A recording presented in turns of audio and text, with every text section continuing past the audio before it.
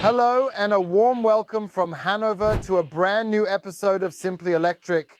We're excited to take a closer look at the IAA Transportation 2024 with all of you and explore how e-mobility has evolved, both in commercial vehicles and some of the passenger cars we have today. I think this will be an exciting video. Come along, we're getting started. The first highlight at the IAA for me is the Tesla semi-trucks. I believe it will revolutionize the truck market once again. We want to take a look at all the manufacturers, at MAN, at Mercedes, at Volkswagen, Scania, Volvo, to see what's all out there. And that is why we'll be returning to the semi-truck discussion with you all later on. So stay tuned. What we can already show you is such a big fat axle, because it's very, very good to film right now, where you can basically see how such a truck build is. And there are also many rumors that some parts from the Tesla Model S Plaid might be in there. If I were to envision this axle in a Tesla Model S Plaid, then I believe it would resemble a pickup truck more than a sporty luxury sedan. But we're certainly going to delve into that in more detail later. Currently, we are at Volkswagen Commercial Vehicles, where VW is unveiling its much anticipated electric van. We're gradually moving away from the ID bubble concept to openly embrace the E label for electric vehicles. That means it will be a hybrid platform, available as both a combustion engine and electric in the future. Volkswagen has come up with 3 battery packs. First, there's roughly 50 kilowatt hours net. Then the main segment, which it also starts with, around 64 kilowatt hours net.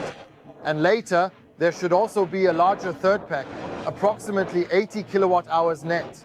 It is always powered on the rear axle. That's the first point. As an RWD, it starts with 85 kilowatts, with about 415 Newton meters of torque, because it should already be able to pull 1.85 tons braked. Then there are 2 additional rear motors, one with 100 kilowatts and then 160 kilowatts. Both motor options, 100 or 160 kilowatts, can be had as AWD, which means 4 motion, with an additional motor on the front axle. And then the brake trailer load goes up to 2 tons.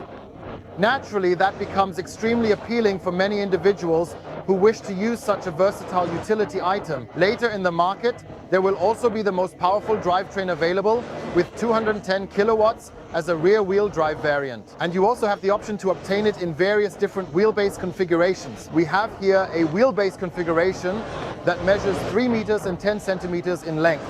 And that's such an exceptional feature, which truly enables an amazingly versatile and incredibly multifunctional interior design setup. Let's take a look inside the vehicle, expertly designed with a flair that I genuinely appreciate. I truly like it because they've completely embraced the electric shift, cleverly adding electrification to this hybrid platform from the ground up. Tactile buttons are back inside. Everything is chic and high quality. It feels nice. All is soft with a large driver display. Though not functional in this pre-production vehicle, we have a remarkably large 21:9 infotainment display screen. With this display, we can easily manage and control various functions, ranging from the radio system to other features, like the efficient climate control system. This setup is in demo mode, as I've mentioned before. There's also a drawer with cup holders. We have numerous storage options available down here too, especially since we have additional space here as well. And I believe that this vehicle will appeal to many in the commercial vehicle segment. We have a storage compartment up here. We know this from the earlier transporters as well. Also below, there's a large glove compartment. And I believe that VW is now finally also in collaboration with Ford, because it is a joint venture. I spoke with someone from communications and they confirmed it to me as advantage described is that by developing a vehicle as a team, you also become faster and make more progress. And I think that's quite a cool collaboration indeed. Feel free to leave a comment to share your thoughts and let us know how you view it. With the new electric transporter, you not only have a trailer load of over 2 tons for a brake trailer, but also a ton that you can practically load into the vehicle as payload. This is also extremely valuable for electromobility. The ID.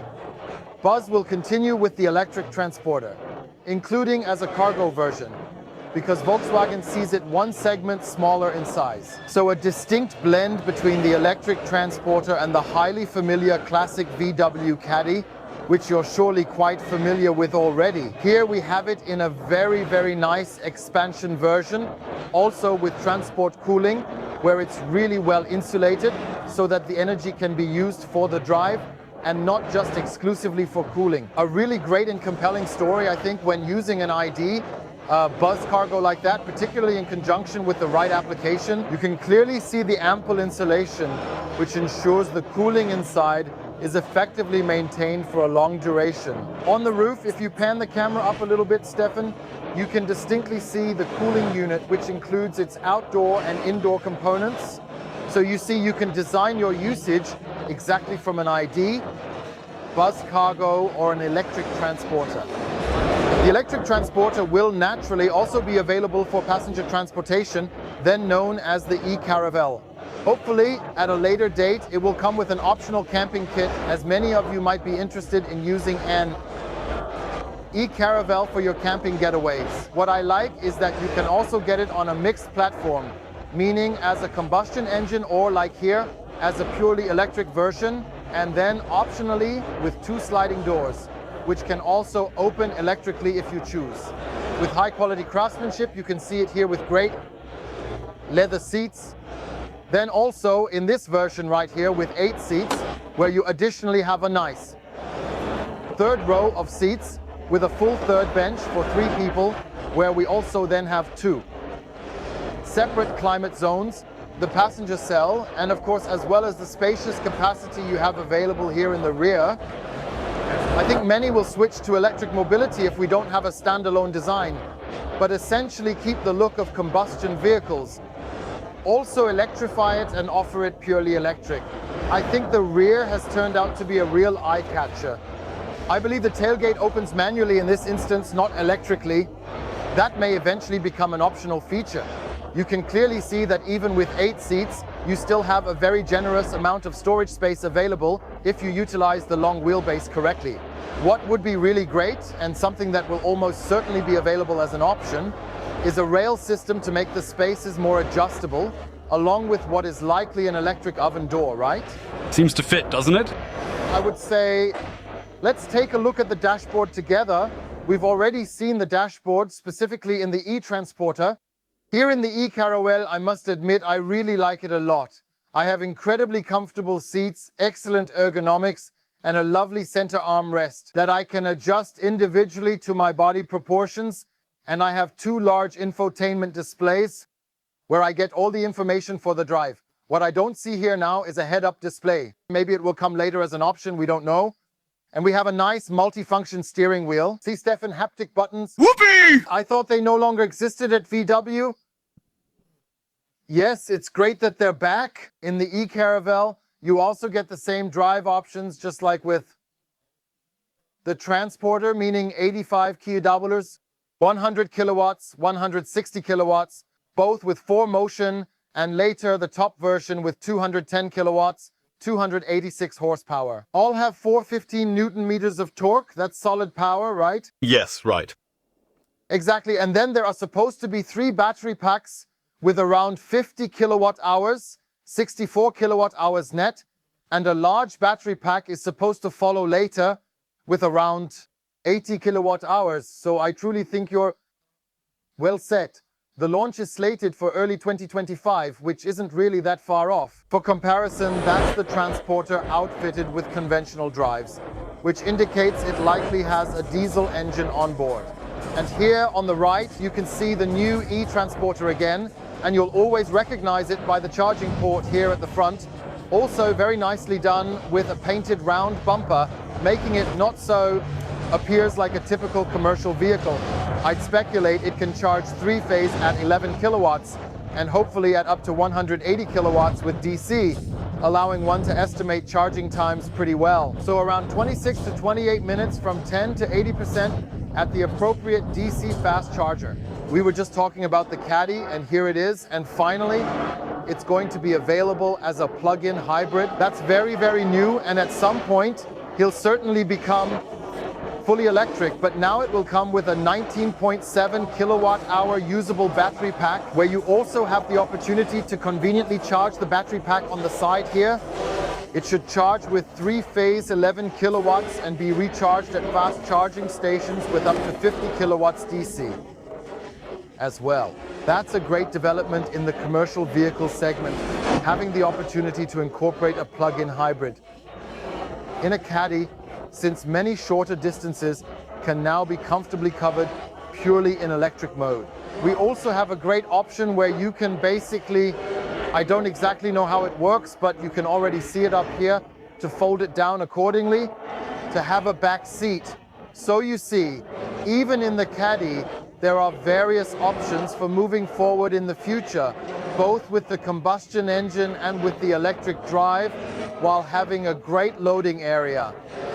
So that you have, I believe, one more option to practically move the caddy electrically on short distances. VW claims up to 120 kilometers with 19.7 kilowatt hours. And otherwise, on a longer stretch, you also have the internal combustion engine on board. We're at the MAN booth, and here you can basically see from 10 to 42 tons how you can move purely electrically with such large commercial vehicles. Here you can view essentially a type of structure where you could actually place a container on top of it. And in this setup, we have up to 560 kilowatt hours of battery capacity, allowing you to even charge at 375 kilowatts on DC. Alternatively, as we will demonstrate to you in more detail later, you also have the ability to perform megawatt charging at up to 1000 kilowatts, which allows for the efficient recharging of trucks. This advanced technique is scheduled to be rolled out in 2025 and 2026, and it has already been effectively put into practice by MAN in the real world. This means we have installed 7 times 80 kilowatts of battery packs in this truck. And what MAN has achieved is a payload equivalent to a combustion engine when fully fueled. So depending on the battery packs, it basically starts off with 2 times 80 kilowatt packs under the cab. Then you can also scale accordingly. Just think of a styrofoam dealer. They don't need that much payload, because as we know, styrofoam is generally lighter than if he were, for instance, transporting heavy tiles. This makes it possible to design and precisely customize a MAN truck to efficiently carry the required payload weight, all the way to something like a dump truck where you can carry or transport various things. And currently, both the short, medium, and long distances are possible with a MAN. I promised you megawatt charging, and you will definitely be getting that amazing megawatt charging. Yeah, that looks a bit different from our CCS connector that we know from the cars. Here at MAN, they've arranged for such a connection as well. This version is quite heavy, but it allows you to conveniently recharge the battery within roughly about half an hour. A typical truck stop is usually 30 to 45 minutes long, mostly 45 minutes on long hauls. And during that time, you can basically combine the break with recharging and get a half hour in. We know that from cars as well, and then you just remove the connection again. You see, this is also a nice, thick, fat cable, and basically put it back into the charging station here. A highlight of the IAA Transportation 2024 is the new MAN tractor, which has a 480 kilowatt hour battery pack, but an extremely low saddle height. This is crucial when you're in the cabin that you pull behind, want to have an interior height of 3 meters. And that is now also possible purely electrically. So far, this hasn't been the case in electromobility, building such a low-profile saddle machine. And that's undoubtedly a truly brilliant story, because if you're able to recharge the battery pack during a typical 30-minute break, then you basically have the remarkable capability to achieve impressively long-distance ranges throughout the entire workday of a driver. That's truly a significant advancement indeed, and I genuinely believe it beautifully reflects the core essence of MAN's Simply Forward slogan as intended. Keep moving forward. Simplicity itself is straightforward, much like going electric, simply electric. Finally, we have the opportunity to present the semi-truck to you here at the trade fair, and not only from the outside, but also immediately from the inside, and that's reserved for very few here. Semi-truck basically means that Tesla is also moving from the passenger car sector into the commercial vehicle sector. That essentially means such a semi-truck holds the capability to pull trailers up to I think the total load in Germany to pull is 42 tons. For that, an electric drive is needed. There are several options available that offer a system output of over 1,000 horsepower. Additionally, Tesla promises a range when fully loaded reaching up to 42 respectively. 44 tons depending on the specific country where the semi-truck operates, potentially reaching up to 500 miles, making it truly exciting and noteworthy within that particular segment. I would suggest let's start outwardly and then move inward. That's precisely how we do it. We have the rare opportunity to actually sit in the semi-truck here. And that's incredibly spacey. It looks somewhat like an intercity express train from the very front side. It has two large analog side mirrors on the left and right. Although, of course, there are also mirrors and 360-degree systems on board. Yes, usually with Tesla, there is always a big screen, mostly in the center. In this setup, we've got two integrated screens available, delivering all sorts of semi-truck entertainment options for the driver. Not only do you get the navigation and camera systems, but you also have essentially all the features that you're already familiar with from Tesla's passenger cars. Here we can take a quick glance at the menu structure, and it's incredibly fascinating and super exciting to explore. And I'm really quite eager to take a spin with all of you in the semi-truck, but unfortunately, that's just not feasible right now since it is currently on the move. Currently, an image is still not feasible. We looked for quite some time for my new electric vehicle, and finally, I found it, where I can drive alone and be by myself. Namely from Barco. Barco has, so to speak, the electric runabout in which you can travel all by yourself, along with your luggage, or if necessary, bring a second person along. That reminds me a bit of the Opel Aerox, although that one was significantly wider in its build, but this one looks kind of snazzy. I'll calmly show you the rear end, Stefan. So I must say, visually, it's not a bad rear at all. It really pops. Chic. As if Barkos knew exactly what to do, there's also a small glass sunroof paired with a PV cell included up here, which enables it to recharge itself a bit while you're on the road driving. Not such a bad idea, don't you think? Not at all. Feel free to write in the comments if you'd ever be interested in such a vehicle. Now let's do some truck racing here in this intense simulator. The traffic lights are green too, and we're really stepping on it hard here with the truck. The others are starting to move ahead. We need to get used to this first, of course. We've got a green guideline to help us naturally. And now we also need to actually go a bit over the curbs around here.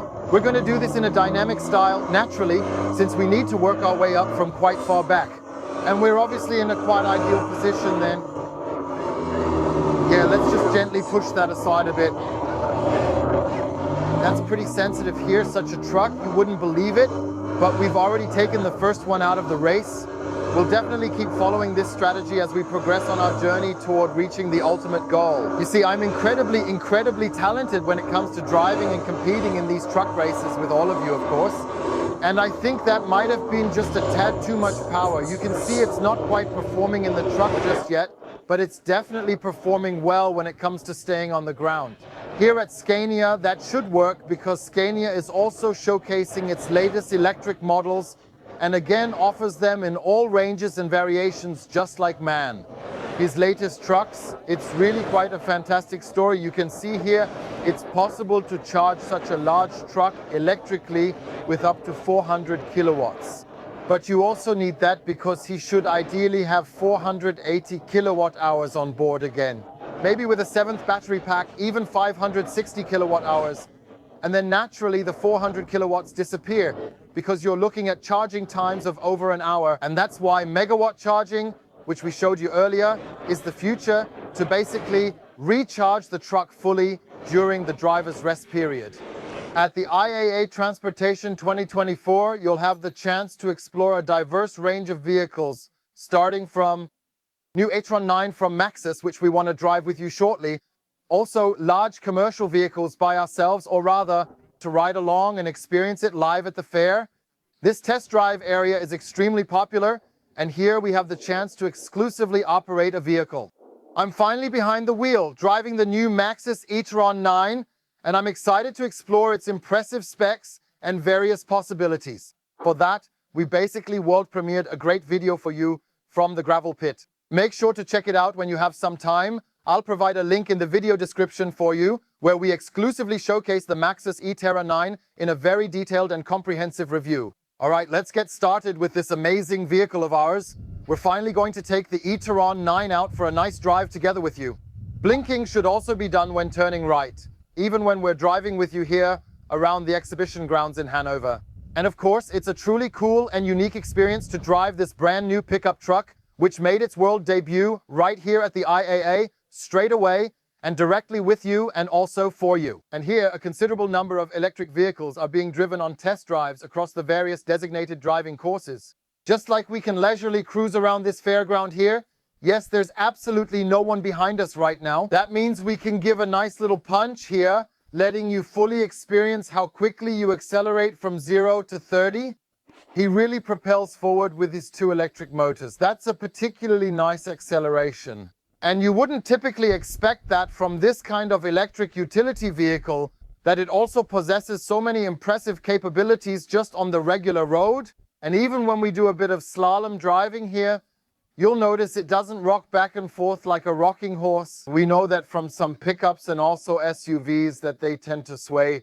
And Maxus has succeeded in adjusting the air suspension in this particular pickup in such a way that it is highly suitable for both off-road conditions and, of course, also performs excellently in urban environments and on the highway. I've switched it to sport mode now, Stefan, so let's go for a quick launch. 3, 2, 1, go. At 50, and then it surges forward noticeably, you can really feel the strong power and torque coming from the two electric motors. And that's, of course, the cool aspect, that you can not only handle it very well off-road, even under load, with cargo and with a trailer, but you can also easily use it as a daily driver in everyday situations. And I think you can really give a good scare to some cars at the traffic light, right? Yeah. Especially with the big vehicle here. Nobody expects it to take off like that. And the turning circle is crucial in urban environments. And since we can turn the steering wheel so nicely, I would estimate that we're somewhere between 11 and 12 meters here. And that is, of course, absolutely brilliant for such a gigantic pickup truck. What I really appreciate a lot, besides the dashboard and the infotainment display, is here in the eTerron 9, is, by the way, the digital rear view mirror, because it doesn't crop in as much as we've noticed with other manufacturers, but it really feels like it's almost as far away as an analog mirror, but with the advantage that, thanks to good camera technology, and there's really good camera technology installed here, we can naturally generate better images in all situations than with an analog rear view mirror. So be excited to see, when you test drive the eTerron 9, just how it feels and performs in real life. An essential part of handling in an urban setting is having the capability to park a huge vehicle like this safely and properly. You get substantial support from an advanced 360-degree camera system, crucial for safe and precise parking. It lets you see everything around your vehicle, helping you navigate tight spaces by assessing distances to nearby cars and obstacles, making the parking process easier and stress-free. That's really well done here in the eTerron 9 with the corresponding guidelines, so that when you drive forward, you also get support when backing out. I must say, this is a truly impressive vehicle overall. Even with just a short test track here, there are plenty of bumps, humps, and manhole covers you'd expect at a fairground. He handles it comfortably with the air suspension. Yes. Comfy feeling. We've got Stefan's popometer with us on board. So what does it have to say, Stefan? Yeah, so after the extensive test drive here, it's definitely great for long distance trips. No, very comfortable, really nice seats. It's like sitting in a business seat here. Here's a brief test drive with the eTerron 9. Once it has arrived in Germany and received the necessary approvals, we will surely give you a comprehensive and detailed review along with an in-depth driving report. I think you liked it. Feel free to leave your opinion on the new Maxus eTerron 9 in the comments. We are at the Maxus stand, and here we have the eDeliver 5 as a van. We've already introduced it to you in a previous video. A really exciting development indeed, where we still aren't exactly sure if it will come to us as a van. As a box, it's set to go. Behind the monitor is the eDeliver 9, another interesting commercial vehicle. The eTerron 9, which we just had the opportunity to drive. And back here is the eDeliver 7, which is also an incredibly fascinating and exciting van. You should also check out our video here on the channel. You can find it in the relevant playlist. If you're looking for a large van, I believe the eDeliver 7 is the very first choice. World premiere of TIA at the IAA also includes something new from TIA, namely the PV5. It will be a platform expected to hit the German market in 2025 and aims to organize passenger transport both for private and business customers. In the future, naturally, it will also evolve to be fully autonomous, potentially developing into something akin to a robotaxi service, and offers here 5 or even 6 people, depending on the equipment, the opportunity to travel. And all this in a very modern, futuristic way. What we can already tell you is this platform will probably be able to charge 22 kilowatts AC up to 150 kilowatts DC, and depending on the battery size, can go from 10 to 80% in half an hour, and offers in 2 different lengths. Then there's enough space for the respective uses, because it's not just passenger transport that's possible, as we'll show you now, but also freight transport. Here you see it again as a transporter, and through this video wall you can see various options in the refrigerated version. You'll also get a version, for example, to also transport people with disabilities as a crew variant, where you basically have a back seat that you can then, as you'll see shortly, also shift accordingly to get more cargo space. I think this is going to be a really fascinating and exciting concept, because when Stefan pans over to the left again, there are also various roof heights available, so that the usable space will further expand upward vertically. And I have faith that Kia will truly create a lot of excitement in the commercial vehicle segment by the year 2025, because around a year and a half later, an innovative concept known as PV7 will be introduced, which is set to offer even more spaciousness. So stay tuned to see how Kia will position itself in the commercial vehicle segment, including passenger transport and cargo. Here, the vehicles are also available as flatbeds, so all kinds of tradesman forms should be possible through appropriate vehicle builders, who then basically create the corresponding utility forms from the bare chassis. Now Stefan's heart melts a bit more too. The beautiful Opel Combo Electric is receiving its facelift. The question is whether Stefan's will get a facelift too, but you're happy with yours, right? Yes. I am. Charming new design, which I reckon fits perfectly into the overall Opel design line. On the inside, in my opinion, it's relatively quite similar to yours. Maybe a somewhat different display from what I see. Now here I could also have it digitally in front. Oh yes, quite a nice one. In my situation, it's not strictly analog, but it is somewhat like that. New steering wheel, looks modern. The driver display goes analog to digital, and the infotainment display gets more digital. The volume dial is gone. So it's getting interesting also for Opel and Stellantis, especially in their commercial vehicles. Segment stop build, and here in the short wheelbase, Stefan has the long wheelbase. It's 4 meters 75 long and has nearly 2 meters of loading area inside. Also versatile with various installations. Yes, what I believe was also recognized with an award here at the IAA is a hydrogen version of the Opel Movano, but I'm not entirely sure why we still have this ongoing need for hydrogen. Does it really make sense? I think that's even less in demand nowadays. The problem is usually the hydrogen filling stations, right? Although last time, when we had the Toyota, I think it was approximately 100, I believe, across the nation. But feel free to leave a comment below about whether you consider a Movano powered by hydrogen to be a sensible choice. I'm curious to see how the discussions in the comments will unfold. Alpitronic is showcasing its latest generation of hyperchargers at the IAA, now offering up to 400 kilowatts. And with the 800 volt system, even per connector, because you can already deliver 500 APR there. And if you work out the math, you'll naturally arrive at this particular number too. Yes, what's improved here is the level of efficiency. They've achieved a conversion efficiency exceeding 97%, which significantly cuts down previous conversion losses. And every single Alpitronic is also going to receive a completely new software update installed, where not only, as can be seen with EMBW charging curves, but also in the foreseeable future at all Alpitronics. Certainly, it's necessary for the CPO to update the software as needed. Even so, it's fantastic news that we're going to receive even greater power in this area. If Stefan swings briefly to the left again, the old 150 kW chargers are also being upgraded to up to 200 kW. Therefore, in the future, everything at Alpitronic will proceed significantly faster, so to speak, and always stay completely up to date. The well-maintained cargo bike sports are well catered for here at the IAA Transportation event, and enthusiasts can ride a beautiful course with such a cargo bike in this setting. And without much pedaling, the man possesses real power in this bike, most likely with pedal assist support helping him out.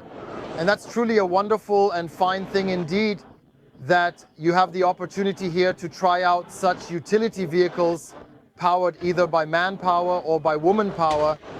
At the moment, we're guests at Renault, and Renault is proudly displaying their completely brand new Master E-Tech right here. It is still available as a combustion engine, but also fully electric, and it was presented here at the IAA, so to speak. It will be available with two different batteries, one for urban short distances with a 40 kilowatt hour battery, then of course for longer distances with 87 kilowatt hours, providing up to 460 kilometers by WLTP. In range, this was achieved by significantly improving the aerodynamics. The windshield has a slope of only 40 degrees, making it 27% more efficient and aerodynamically improved compared to its predecessors. You are able to charge it at the front, right, using the Type 2 connector, supporting three-phase charging of up to 22 kilowatts.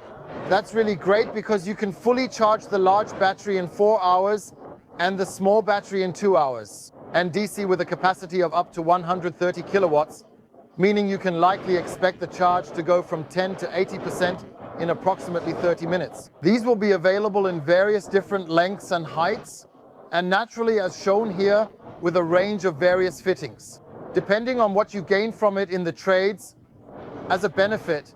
And I could imagine that many might also say, hey, I'll get myself such a Master E-Tech with a big battery as a base to make it into an RV or similar. Yes. Why not? Of course, they make sense. This type of setup gives ample space for one to cleverly include a wide-ranging mix of bets and fascinating elements hidden on the inside. Certainly we have elegant wing doors that allow for it to be loaded effortlessly with a forklift. And that's a great story that it is now fully electrified, and not only are big batteries built, but also small ones depending on the use. IAA. And the engine options are either 105 or 140 horsepower, depending on what you desire or prefer. I would suggest that we take a look inside to discover how the dashboard actually appears. Let's take a look at the interior area. You have a tall step-in sitting quite high, almost like you're in a truck. And you have an incredible panoramic view here. I kind of feel like the king of all Renault, if you know what I mean. Like a driver. Or like a bus driver. In any case, we have nice tactile buttons here. We have a large driver information display that provides us with all the essential info we truly need. That's really well done. There's also a lovely infotainment display here. Everything is angled towards the driver. I think that's really great. Including a cup holder. Climate control is easy to use. With rotary knobs, you can do that even while driving without getting distracted, and of course, has the latest connectivity here as well. I'll just assume that we've definitely got Apple CarPlay and Android Auto on board as well. And I have to say that's classy. With the 3-seaters here, you've got plenty of space. And I genuinely think it's quite comfortable to cover a long stretch with such a Master. What I personally like most is that there are shelves everywhere. So up here you have storage, and I saw that at the back there are also flaps for it, which you can use here depending on where they're available. So therefore any possible wishes are completely met. Yeah, I think so too. That looks pretty slick. We're at Ford and want to show you the e-Transit Custom, which basically also forms the basis for the Volkswagen e-Transporter, which we've shown you before. Ford offers a battery pack of 64 kilowatt hours and 3 motor options. Rear-wheel drive models with 100 kilowatts, 160 kilowatts, and in the top variant, even up to 210 kilowatts. Depending on the engine, it also allows braked towing capacities of up to 2 tons and an internal payload of up to 1 ton. I think it's a stylish design too. The colleagues look a bit similar. Ford makes its own design, Volkswagen sticks to its own. But I think we might find surprising similarities in the interior, right, Stefan? Yeah, that's what I'm assuming. And now let's take a look at that together. Are we at VW now, or are we at Ford? VW or possibly Ford. Absolutely, because a lot here is quite similar to what we also observed at Volkswagen. That means the driver's information display, this enormous 21:0 display, which we can basically observe here, where there are, of course, Several different views available accordingly. Everything nicely done. We recognize the drawer here again with the two cup holders. That's essentially how it works when two manufacturers jointly operate or share a common platform. It's not necessarily bad. At Ford, we have great tactile buttons, a steering wheel flat on top and bottom, and I'm really comfortable here. I'd love to take it for a spin, right? Sure. Let's do it. For those looking for something bigger at Ford, you can of course get the e-Transit not as a van, but without the box. And if you go without a box, then you obviously have significantly different options due to the size and the loading surfaces here on board. It is powered by a RWD, either with 135 kilowatts or, as displayed here, even with 198 kilowatts, 269 horsepower. And there will be two battery sizes available, one with 69 kilowatt hours, and now in the future also with 89 kilowatt hours, which I believe will provide quite a bit of propulsion. And when we take a look through the two rear doors, you can already see that the loading area increases, especially in height, and naturally also depending on the wheelbase and length, in terms of length as well. And so there are entirely different possibilities in the cargo area also possible with the Transit. Yes, Stefan, other construction designs are also possible, as we can see here. They've used the Transit again as the base, constructing a box with a particularly stylish lift at the back. This setup effectively captures and holds the interest and curiosity of some individuals. Also to move furniture or have other uses. And so Ford, of course, with the e-Transit is very, very versatile with the chassis, which you can use for different body styles. And the cool thing is that it's not just like before with combustion engines, but now also purely battery electric. A major highlight at the IAA Transportation, in my opinion, is also the e-Transit as a courier vehicle. And so, yeah, similar in size, as many always say, your caddy is of course the Ford equivalent, the Courier. It's now fully electrified with a 54 kilowatt hour battery pack and a 100 kW electric motor driving the front axle. And it is now available just in time for the big start of the IAA.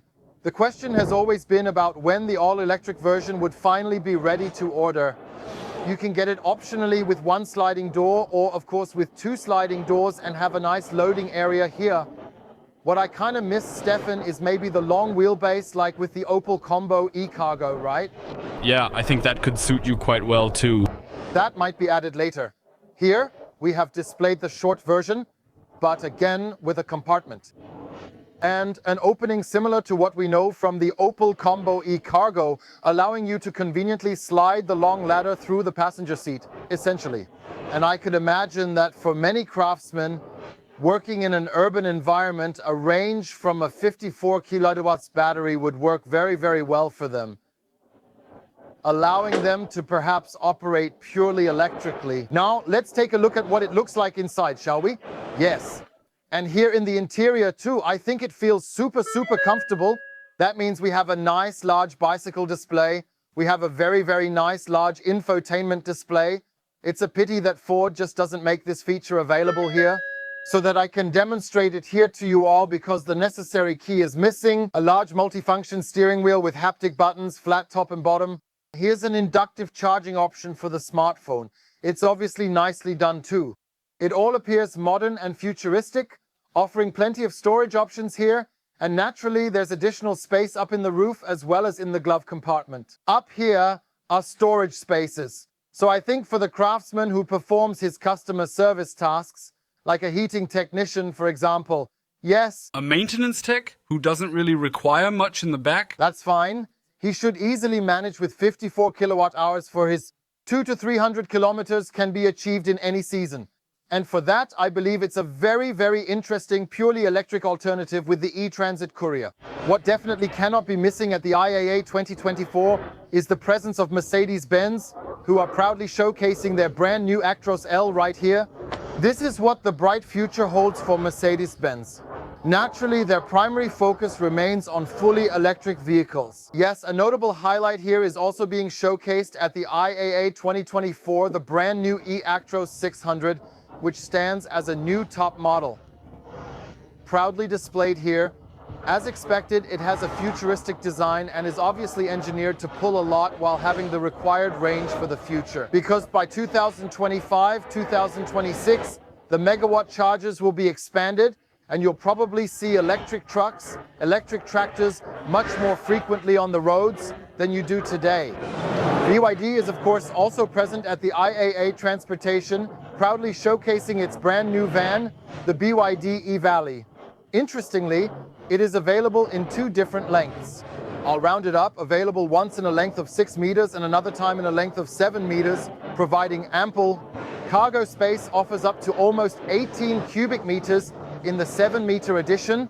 There are two drive options available, one with a 100-key double-over electric motor on the rear axle, or as an all-wheel drive with even 150 kilowatts, where you can transport up to 4.25 tons total weight, offering both flexibility and capacity for various needs. This indicates that it will possess a payload capacity of up to 1.45 tons, and we have presented it here in its largest version that is currently available.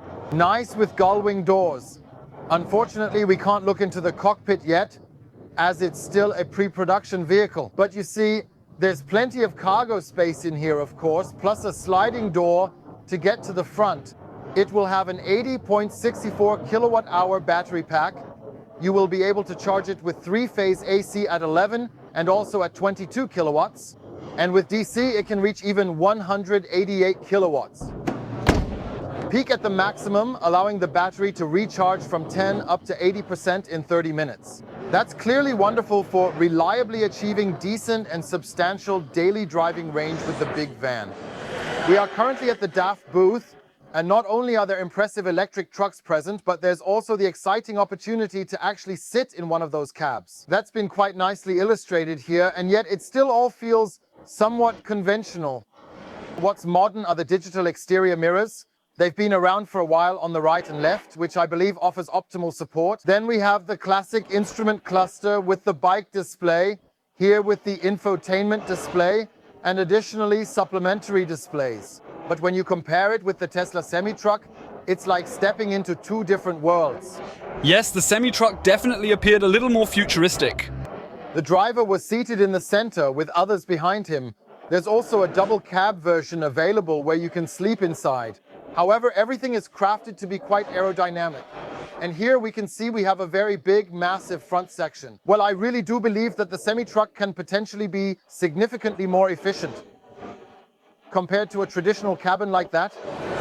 I thought I was truly seeing it right and imagined a classic, typical American truck, just like the ones we know well from TV.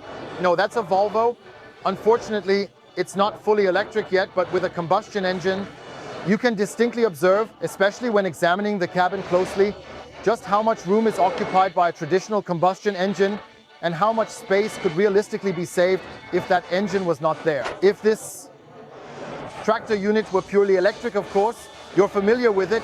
In America, the dimensions are completely different from what we have here in Europe, but purely visually, it undoubtedly makes quite an impression and offers nothing short of sheer luxury inside. So, we've now taken a moment to climb right into the truck. It's truly amazing just how much spacious room there is. You have two beds, one above and one below, accompanied by cooling options through a handy fridge. It's truly quite impressive indeed what Volvo has managed to build here.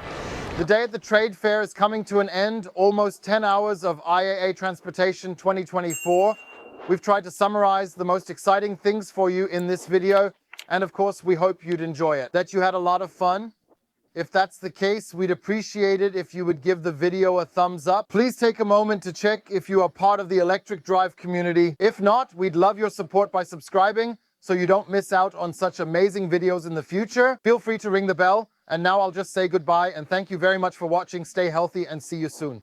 Your OLLI, you Stefan. However, I do believe that the future truly is electric, don't you think? We've certainly noticed this here, even in the commercial vehicle sector. And there are many things from the commercial vehicle sector, like megawatt charging, which will probably eventually come to passenger cars as well. You know, those thick plugs in there. Using megawatts, you could completely recharge a car like that in just 5 short minutes. Not yet. Noted. This will be great.